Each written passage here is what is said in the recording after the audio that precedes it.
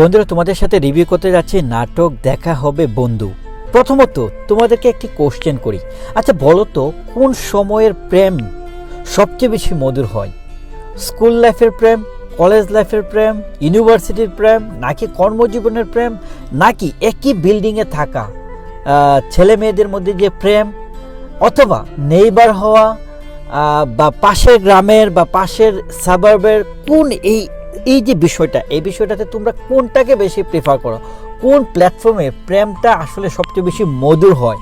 দেখো, এই যে নাটকের নাম হচ্ছে দেখা হবে বন্ধু। আমি নাটকের রিভিউ করছি এবং এই নাটকের যে প্রেমের ঘটনাটি আমরা দেখেছি, এটা একটি প্রেমের নাটক। এই প্রেমের ঘটনাটি দেখেছি আমরা ইউনিভার্সিটি প্ল্যাটফর্মে। আর আমার কাছে মনে হয় যে প্রেমের ব্যাপারে সবচেয়ে বেশি মানে অ্যাপ্রোপ্রিয়েট প্ল্যাটফর্ম যদি হয় সেটা হচ্ছে ইউনিভার্সিটি। কেন বললাম? দেখো, স্কুল লাইফে বয়সের একটা ব্যাপার থাকে, সেই বয়সে একটু আমার কাছে মনে হয় যে প্রেমে পড়া বা প্রেমে দুজনের মধ্যে সম্পর্ক জড়ানোটা টু আর্লি। কলেজ লাইফেও কিন্তু আমার কাছে সেমই মনে হয়, বাট ইউনিভার্সিটি লাইফে you can think your life in a different way, like you can জাজ yourself, like what's your preference, what you are looking for. So in that scenario আমার কাছে মনে হয় যে আসলে ইউনিভার্সিটির ক্ষেত্রে যে প্রেমের ব্যাপারটা সবচেয়ে বেশি মধুর হয়। এই নাটকেও সেরকমটি দেখেছি। দুর্দান্ত একটি নাটক, চমৎকার একটি নাটক, ভালো লাগার মতো একটি নাটক। এই নাটকের যে মেন যে দুই স্টার, একটা হচ্ছে কেয়া পায়েল, অন্যজন হচ্ছে জোবান ভাই। দুজনের অ্যাক্টিংই চমৎকার ছিল এক কথায়।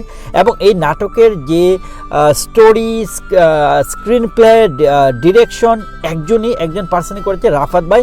অসম্ভব ধন্যবাদ চমৎকার একটি নাটক দেওয়ার জন্য। এই নাটকটি কিন্তু 1 ঘন্টা 20 মিনিটের একটি নাটক। মানে মোট কথা হচ্ছে যে আমরা যেরকম নাটকগুলো দেখি এখন 35 মিনিট 40 মিনিটের নাটক, ওই হিসেবে বলতে গেলে কিন্তু অলমোস্ট 3টা নাটকের একটি নাটকের স্টোরি। এটা কিন্তু it's not easy to make a drama that big, you need to give so much effort on it. But আমার কাছে মনে হয়েছে যে ডিরেক্টর ভাই মানে রাফাত ভাই যে কাজটি করেছেন সত্যি প্রশংসার দাবিদার, এবং তোমাদেরকে আমি রিকমেন্ড করছি এই নাটকটি তোমরা অবশ্যই দেখবে। প্রথমত কেন দেখবে? দেখো, ভালোবাসার ক্ষেত্রে আরেকটা জিনিস কিন্তু খুব বেশি আমাদের জীবনে সম্পৃক্ত থাকে, সেটা হচ্ছে আমাদের আশেপাশের বন্ধুত্ব। ধরো যে আমি আমার লাইফের কথা যদি বলি, তুমি তোমার লাইফের কথা যদি বলো, প্রত্যেকটা মানুষের লাইফে যখন প্রেম হয় না, তোমার পাশের বন্ধুরাই কিন্তু তোমার সবচেয়ে বড় বন্ধু হইতে পারে, আবার শত্রু হইতে পারে এই প্রেম ভালোবাসার ক্ষেত্রে।